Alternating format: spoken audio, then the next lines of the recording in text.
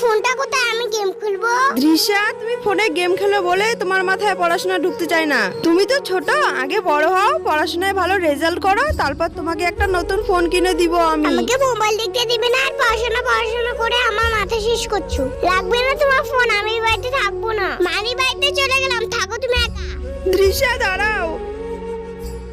কেন যে মানি বাড়িতে আসলাম, ভালোই লাগছে না।